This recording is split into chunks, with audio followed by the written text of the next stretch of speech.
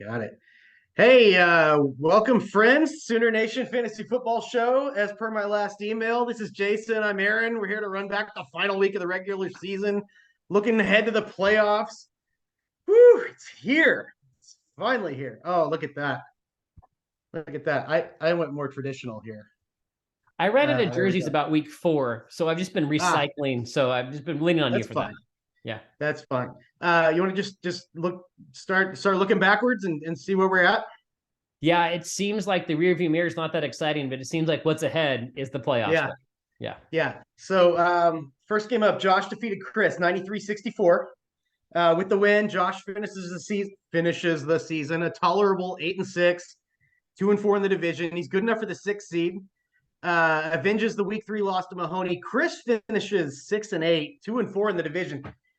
Inexplicably, a 42% win percentage is good enough for the sixth seed in this godforsaken league of misfits.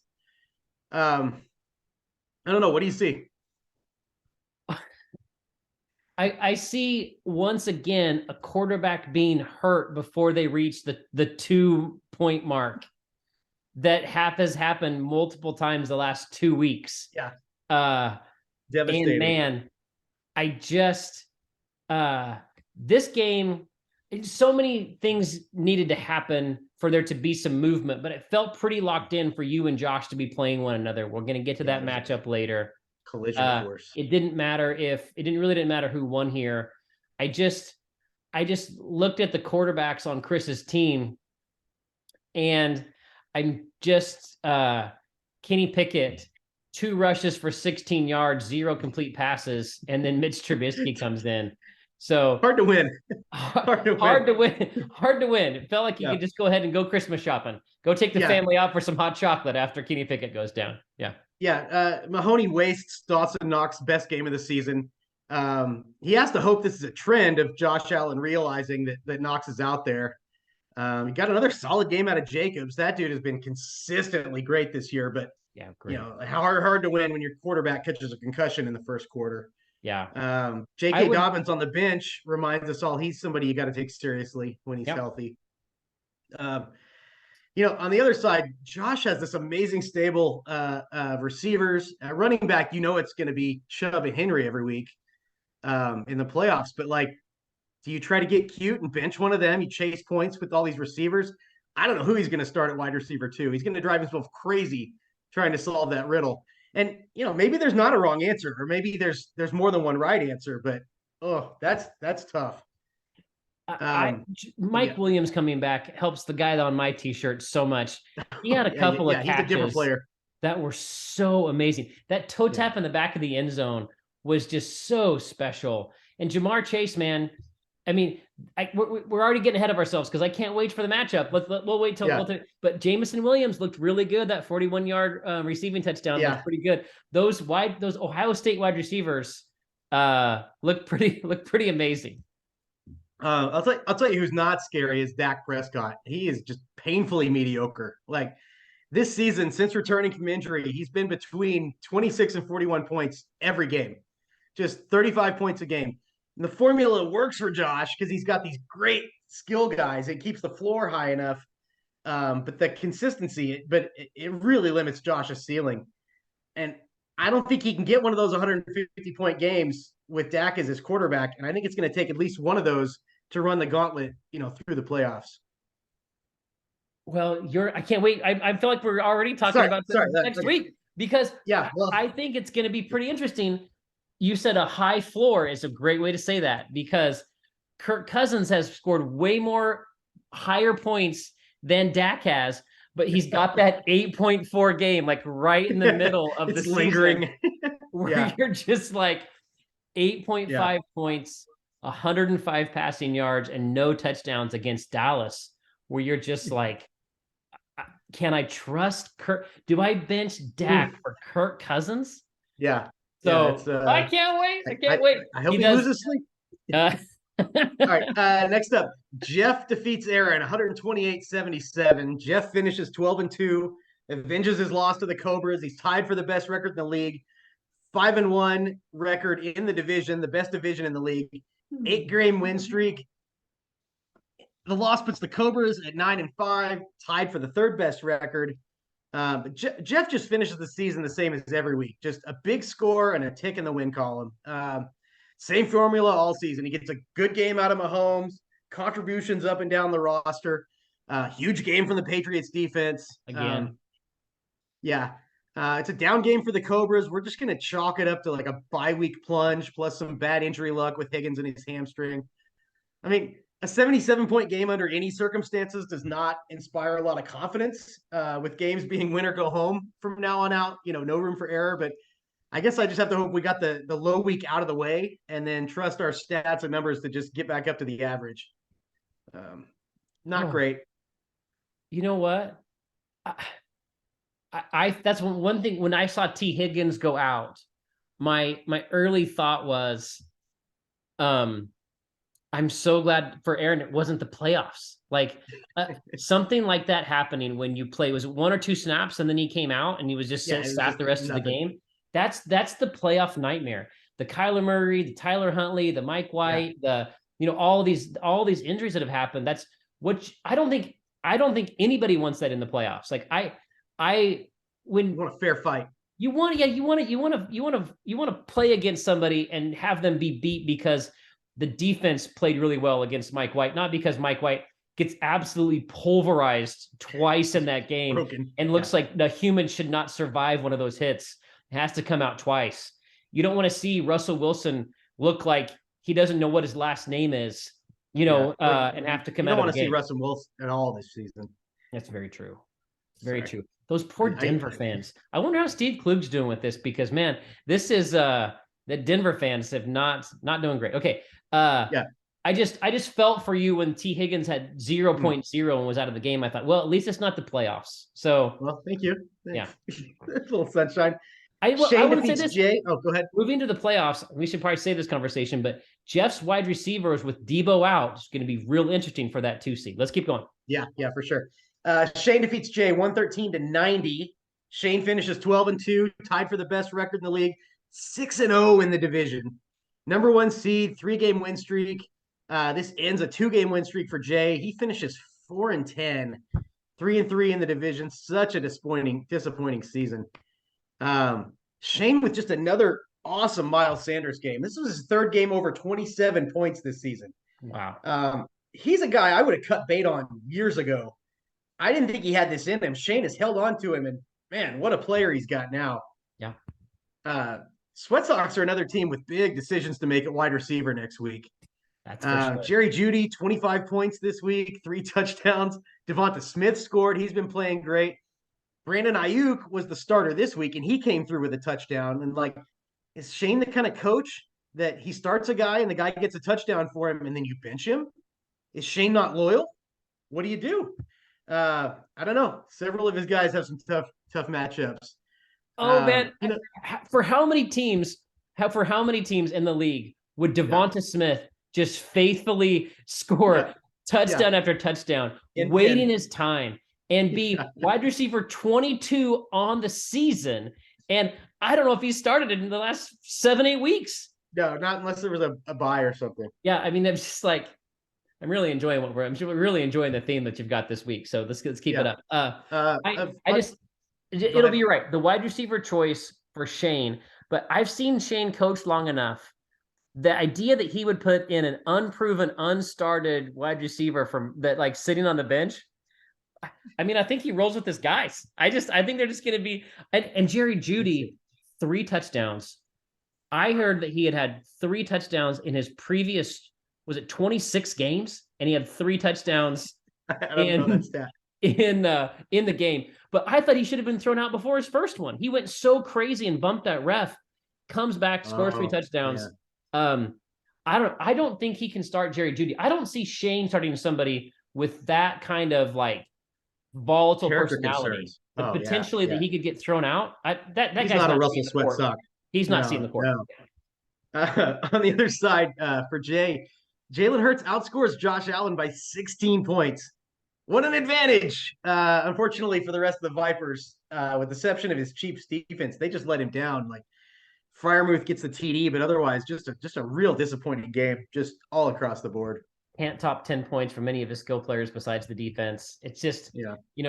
Rest in peace, the Gridiron Viper season. But again, Yeah. I don't know what we're going to get to next week. Jay could easily have the number 1 pick. Yeah. Oh, yeah. And the He's in team play he's for has that. with QB3, Jalen Hurts. Right. Chad defeats False John 92-87. Chad's win ends a 3-game losing streak. He finishes the season 5-9, 2-4 in the division. Hellhounds finish the season 4-10 on an astounding 5-game losing streak. Like, that's a long time. He hasn't won since the midterm elections. I I don't have a lot of great things to say about the Hellhounds right now. I know his guys can play. I don't know. They just got together and took the week off. His team looks stacked, but it's not showing up in the win column.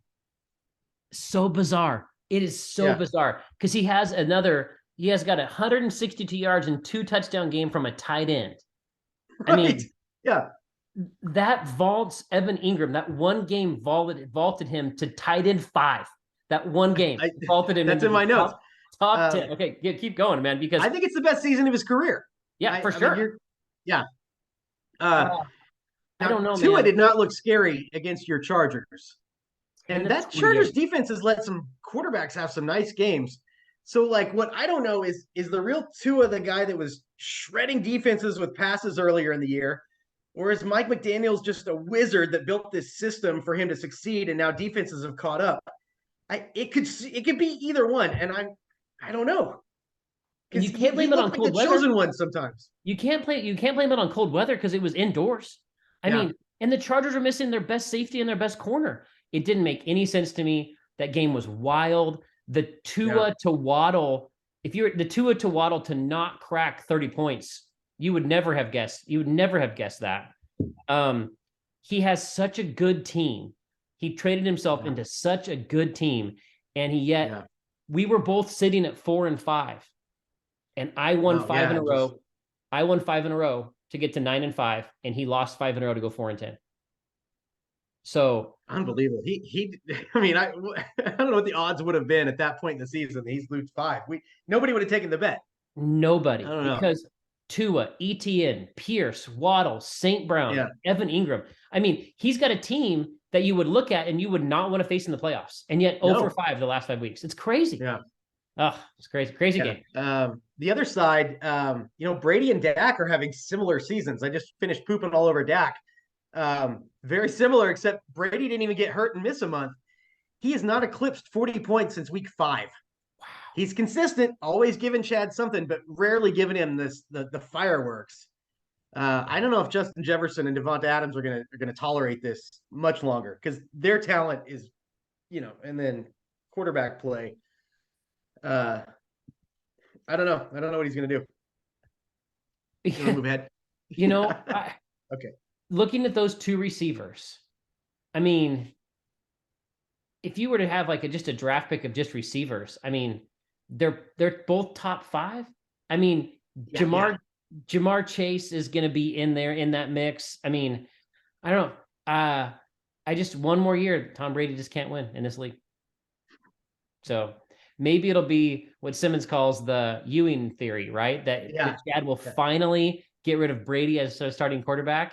And with Devonta Adams and Jefferson, he'll have his potential, only championship. He's 0-26, not making the playoffs this year.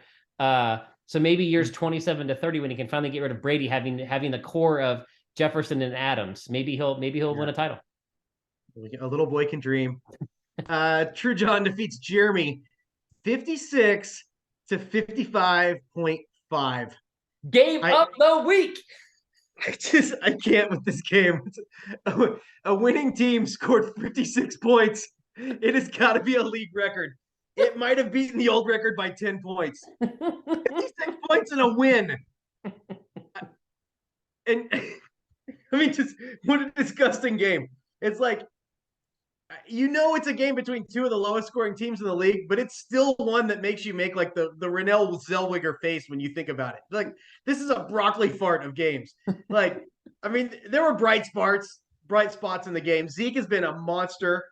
We wanted to write him off. He has scored in the teens more than 14 points, all 6 of his last 6 games. Nice. That's remarkable. Yeah. The game was exciting between these two guys coming down to Monday night. I'm sure you were watching that as well.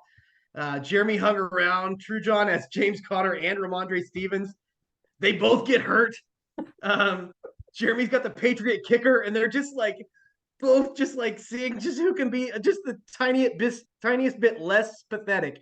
And then Connor gets a touchdown, and it's like, oh, but then there's a kick on the other side, and True John just barely gets enough. But this season cannot get over fast enough for the Pharisees. I mean, it's a tiny sample size. Early returns say he should have taken our advice last week, maybe gotten on the Brock Purdy train. I don't know what he's going to do at quarterback. It's frightening. I'm really interested. Brock Purdy looked so good. I mean, polished. Give me that game manager with a little bit of swagger. Fantastic. But yeah, I want to be very curious about what happens in the offseason with Lamar Jackson. Who he signs with for how much money and where. That's going to be great. Does Baltimore, we're going to get to Kyler Murray in a second, but essentially Baltimore and the Arizona Cardinals were in the same position. One team signed their quarterback for, $800 million and the other team didn't.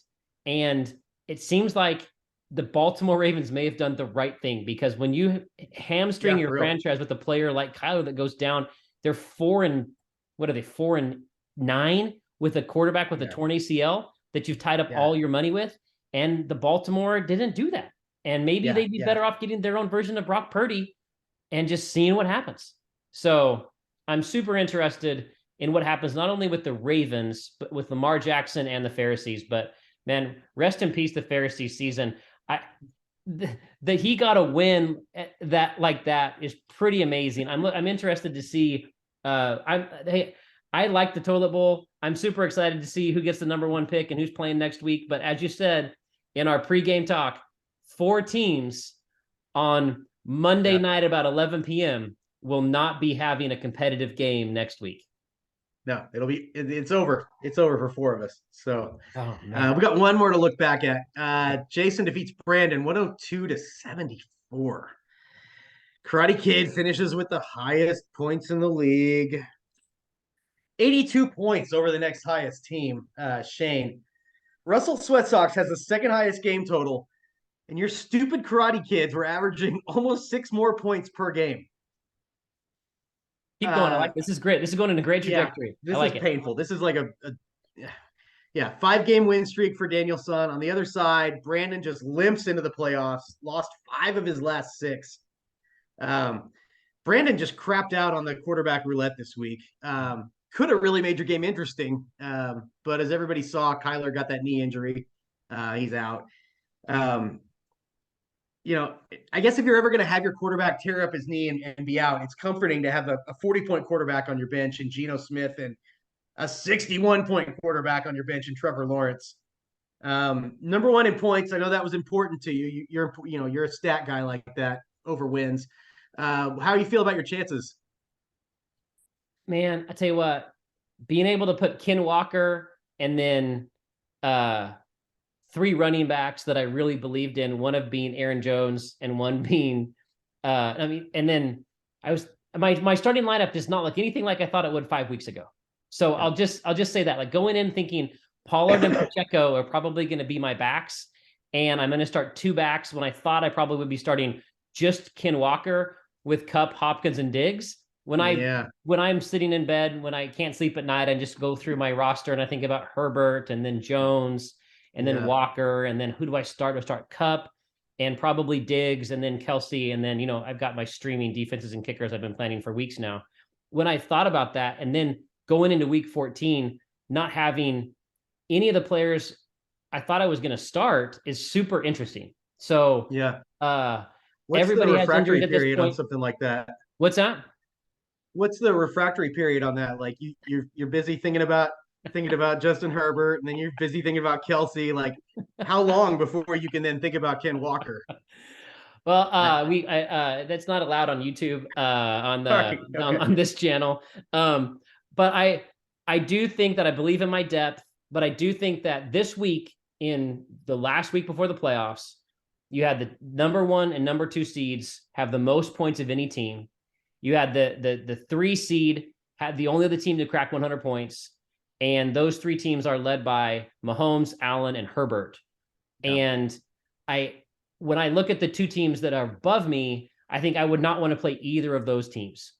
Right. Yeah. And so I think even though I had scored the most points as far as the high ceiling, the high floor that Mahomes and Allen have, that their floor is so high that you can have some mistakes on your skill players. And as we get to next week, I mean, Jeff's combination of Mahomes and the Patriots, those 2 players are really, so good in comparison to other people at their position. Yeah, that Patriots just pull your pants down. God, they're incredible. They're incredible. So I do want to say about Brandon. Brandon had 1,571 points against him in games. And no other team was, it's almost similar to about 80 points was the closest points against. But Mahoney had 1,244 points against him scored in the league over the course of the 14-week season. And that is approximately just an incredible amount of points that you would have. It's stunning to me that you can be able to be that far in points against. So although Brandon did limp in, I think he's the 7 seed about to play Jeff. If I were Jeff, I wouldn't be happy that I'm having to play Brandon because he has scored a lot of points and he just has had so many points scored against him that it's kind of hard. It's hard to imagine how they went through. Brandon on average had 23.4 points against him, scored more points per week than Chris. Well, that's the Mahoney defense. I mean, Brandon just needs to try harder. It needs to be a commitment to defense on his team. I don't know what to tell you. And we've said it all year. Kudos to a commissioner who can work the schedule in such a way that he can make himself as one of the poorer teams to get into the playoffs. So that's the perks. Yeah. Do you want to talk about any picks, waivers, trades? Yeah, I think that just quickly, I think it's important to cover the picks and the pools. Cooper's made up some ground. As you look at the standings, the Ghosts are ahead by 2 of you and Jay. And so it's really anybody's contest at this point. So we'll see what happens. On the trade front, Jeff's Deebo Samuel trade kind of seems like a disaster. Jeff gives up the number 2 pick, which looks like it's going to be like 13-16, and George Pickens, who seems like he can play. Jeff gave up Pickens in this high draft pick for Deebo, who didn't even last 1 game before he's out. Like with Deebo, he just runs so damn hard. You're just waiting every week for this inevitable injury. Deebo Samuel's traded to all these teams this season. It's like Chris to Josh to John to Jeff, and it's like musical chairs, and the music stops, and now Jeff's holding Deebo broken. Wow. That was really good content. I mean, if there's somebody watching out there who has a Spotify, I hope that they heard what you just said, because that was really incredible. Sign us up. I did hear on a podcast this week that when you watch Deebo Samuel run, you're just always scared that he's going to get hurt. He's kind of like Ja Morant in the NFL. Where you're just like, you just kind of feel like stop, or early Dwayne Wade might be the best way to be able to say that. When every time Dwayne Wade fell, you were like, don't do that. Kind of like when Russell broke his face that one time. Remember when he got that dent in his face? And then he just put on a shield and came back out there. Yes. Like, I don't know. Jeff's going to be really interesting at wide receiver this week. If there wasn't a trade deadline, I'm sure there'd be another trade. I'd like maybe in the off season, or maybe for next show, for you to give who had the most trades this year. What team had the most trades? I'd like to see that breakdown. And maybe one of our watchers could be able to compile that. Also want to know what player was on the most teams this year. Was it George Pickens or Deebo Samuel? Was there a player that was traded the most? I'd like to know that. There's a few. All right, let's look ahead. This is it's the good stuff, but we're starting with the bad stuff. The number 9 team, Chad, versus the number 12 team, False John. Here we go. Do you think that Chris will know that he needs to put in the matchups Uh, I've been waiting for him to text me and ask me about that, but it remains unclear. We may not have playoffs. Yeah. So here we go. These two teams, they play each other 2 weeks in a row, play one another 2 weeks in a row. Chad won their first match in week 3. Hellhounds evened the score last week. Chad is 4th in total points outside of the playoffs looking in. As we discussed last week, just some massive fantasy stars missing the playoffs in this game. John's Dolphins have a tough game against the Bills. Maybe it turns into a shootout. Amon Ra's got the Jets. Those are not easy matchups. Damian Pierce seems to have hurt his ankle. Matchups not in False John's favor. Chad's got the big quarterback decision to make. I feel like Justin Jefferson, Adams, Cook, and Andrews, you write those names in pen. I don't know what he's going to do with that last spot. I see this, both teams over 100 points, but the Rompers come out ahead. I should have done some more research before this because I want to know of those bottom 4 teams, which of those teams do not own their own draft pick right now. Oh, right. Yeah. Because when I looked at the moments just before this, I noticed that Chad had subbed out his starting lineup for his B team. And I thought to myself, oh, I should have looked at that to see if Chad even owns his number 1 pick. So maybe in some of this conversation, I'll slide in there and kind of look to see if if they have the picks traded away or not. But right now, he subbed out Brady for Tannehill, and he subbed out his 2-star wide receivers and Dalvin Cook for some backups. So maybe he doesn't want to win. I don't know. So the gamesmanship has already begun. Yeah. Maybe it's just because I know Brad would do this. Maybe this is a page out of Brad's playbook where Brad would change his lineup so much that you never knew who you were going to play against, which is a defensive maneuvering. It was Chad's playing chess against this. That's exactly right. So because of that, I'm going to be choosing against Chad. Just because I don't know if he's going to try to win this game if he's benched Jefferson and Brady and Devontae. Wow, I see. Okay. The other matchup, that side, number 10, Jay, number 11, True John. Vipers defeat the Pharisees by 4 back in week 6. This game, I don't know. Who's True John even going to play at quarterback? Dalton, Flacco, Darnold? Whoever he gets is not going to compare to Jalen Hurts versus the Bears. Like, the Pharisees running backs, the strength of the team, they're banged up. I don't know what John's going to throw out there to beat Jay. Jay's going to have the number 1 pick 2 years in a row. It's just, I mean, who? I don't know. Jay for the win. Yeah, for sure. Okay. In my small research, the Gridiron Vipers has the 2023 round 1 pick from the Rowdy Rompers. So Jay's going to have 2 in the top 4. Jay's going to have 2 in the top 4. And I think number 1, I'm also choosing Jay to win this game. I think Jay to win next week. And then I think the Rompers are purposefully losing this game because they know that they're going to be giving that pick to Jay. And that way, if they lose this game, they'll have a higher 2nd round pick. So that's why I think that Chad is trying to lose this game to have a higher 2nd round pick. And Jay's going to have pick 1 and 4 headed into 2023 with Jalen Hurts. So that just makes me feel like maybe Chad's a low character person if he's just not going to try. How can you not try? Have some pride. I don't know. Let's look ahead to the real games. Okay. So I think it's going to be, I think Jay's going to win the whole thing, the whole toilet bowl. And I think he's going to have 1 and 4. Yeah. I have a confession to make. I've been drinking a lot of water. I've been thirsty, and I did just urinate in this because I couldn't hold it anymore, and I didn't know how much longer you were going to keep talking. So, not drinking out of that one. All right, looking ahead. Number 1, Shane. Number 8, Jeremy. Jeremy makes the playoffs with a 35% win percentage.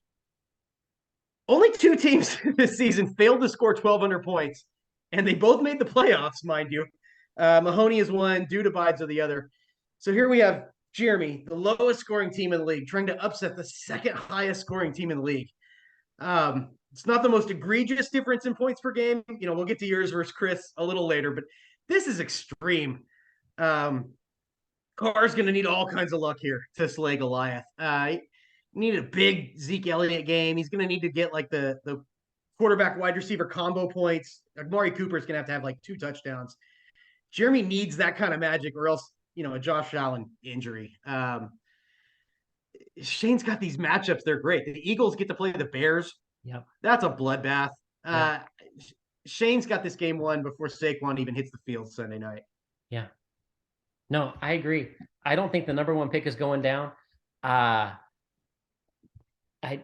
Jeremy Carr's team, it would be one of the biggest upsets in league history. I feel like if they went down. Amazing. We're all cheering for it. Oh yes, of course. Like no one wants the number 1 pick to do well.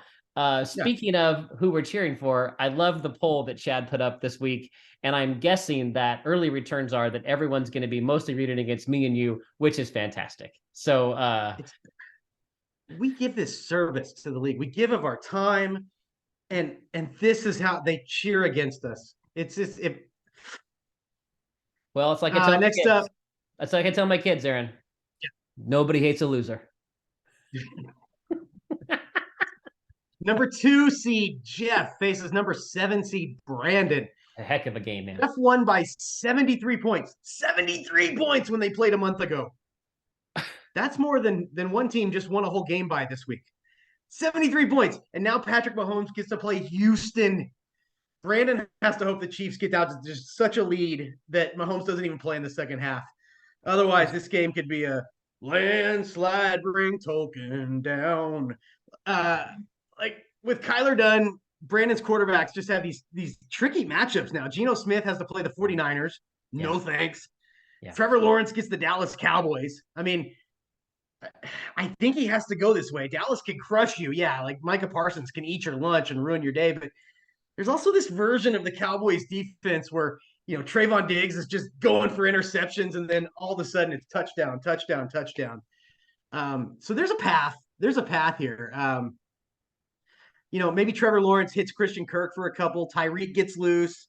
McCaffrey's had time to acclimate. The 49ers want to take the pressure off Purdy. Like Jamal Williams didn't score last week, so he's due this week. I'm picking Jeff to win by 15 or so, but boy, I see a path for Brandon. Okay. I've been talking to Brandon. I think he's going with Geno, but Aaron Copeland, I believe that he will watch this. He's one of our most faithful listeners. Brandon, we appreciate that you watch every week. You see what jerseys we're wearing. I think that's going to pay off because I think Brandon's going to watch this and he's going to say, you know what? I'm going to start the long-haired goddess, Trevor Lawrence. He's lovely. And I think he's going to rethink Geno on a Thursday night against the toughest defense in the league. And I think that Trevor Lawrence is going to throw 2 touchdown passes to Christian Kirk. I think CMC is going to run all over Seattle on Thursday night. And I think that it's going to be an amazing event which this YouTube show is going to switch Brandon's thoughts from Geno to Trevor. He's going to defeat the number 2 seed. And I think Brandon's going to win. And I think it's because of this moment right now when he changes who he's going to start. I mean, I'm getting nipples are hard. I also am waiting for the one game when Jameson Winston and the Red Rifle both go down and Taysom Hill gets underneath center and scores like 42 points from the tight end position. And everyone's going to be so pissed. And Brandon's just going to, there's a chance that they turn to Taysom Hill and Brandon just runs the table with a 2 quarterback lineup going the rest of the way. Yeah. Until they do that, you don't trust Njoku. I mean, I would keep him out there. Oh, that's another huge moment. I'm starting Taysom Hill because I believe the potential that he throws a touchdown pass, catches or runs the touchdown pass is too high. But Njoku looks really good right now for the he who shall not be named quarterback. Yeah. Yeah. All right. Next game, number 3 seed Jason takes on number 6 Chris. The Karate Kids won by 32 back in week 7. On paper, this is a terrible mismatch. This is the highest scoring team in the league against the second lowest. You outscored him by 450 points this season. At his average game, Chris would need to play an additional 5 games to match your total now. This game has like a Vader versus the Younglings vibe.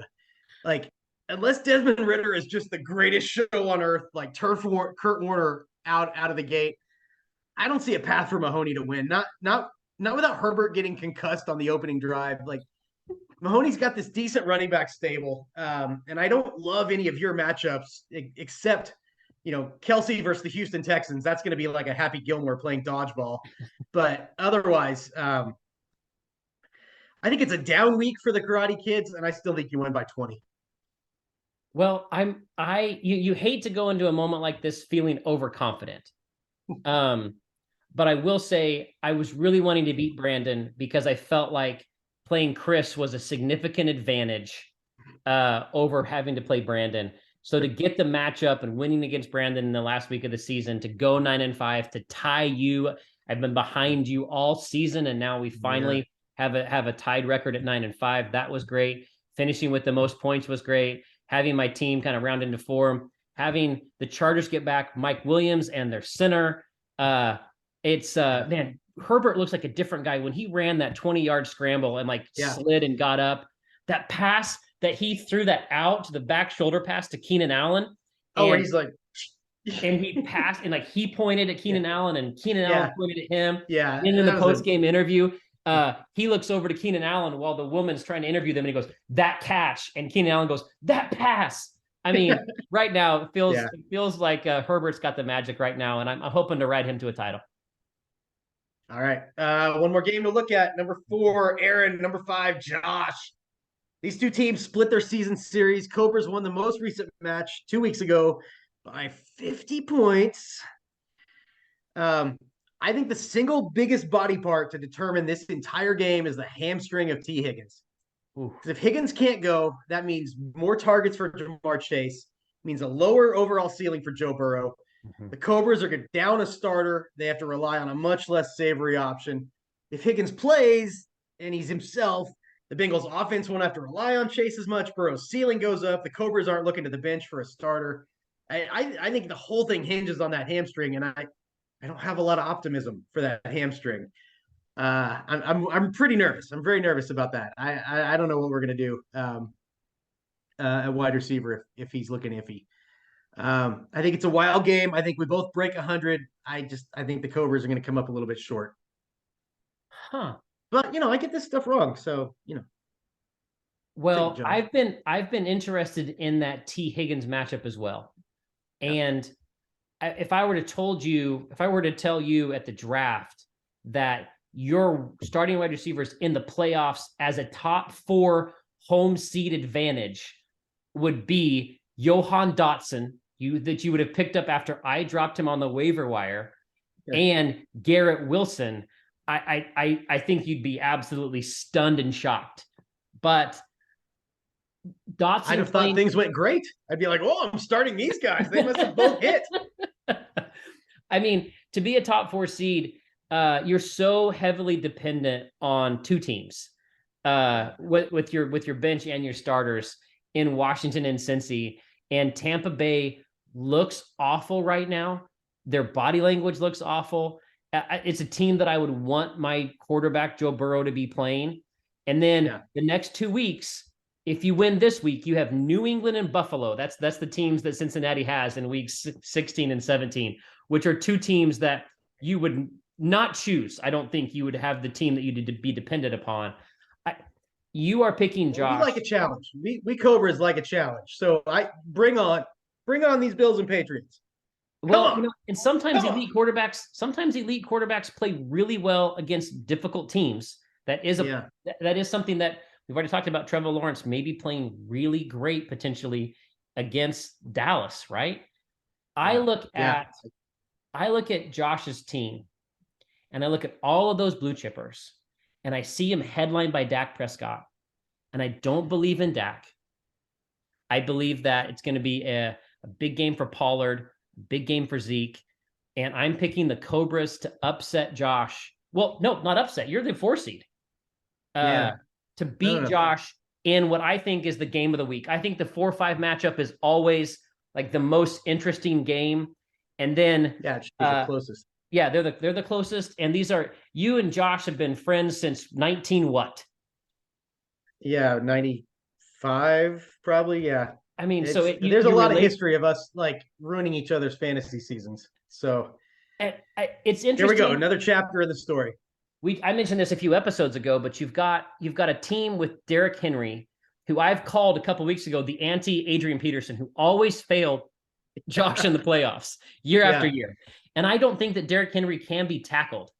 He is playing the Los Angeles Chargers, and the Chargers are not a great run defense team. In fact, they are the 1, 2, 3, 4, 5, fifth worst team against the run. And Perfect. will it happen yet again that Josh will have an elite player, the modern day Adrian Peterson, fall on his face? I love the matchup. It's my game of the week to have him having Chase, you having Burrow, 4 versus 5, a relationship that spans 30 years. It's the game of the week, and I can't wait to see. I mean, I'm gonna be watching my game, but I'm gonna have my eyes peeled on that game. It's a great week. Worst of luck to you and Josh both this week. I don't know how it's gonna turn out. Well, I hope you're right. Let's Cobras win. Go. All right, I guess that's a show. That's we're done. I'm sure it was at least 45 minutes, but this is the first week of the playoffs, man. This is when everybody has something to play for. I think our viewership is going to go down and down and down, including potentially by me and you, if neither of us are here to be able to have a game that means something next week. Yeah, no game at all if we lose. I'm guessing people haven't even gotten this far in the show, but man, I love doing this with you, Aaron. It's been really fun. And again, worst of luck in the playoffs. All right, bad luck, buddy. See ya.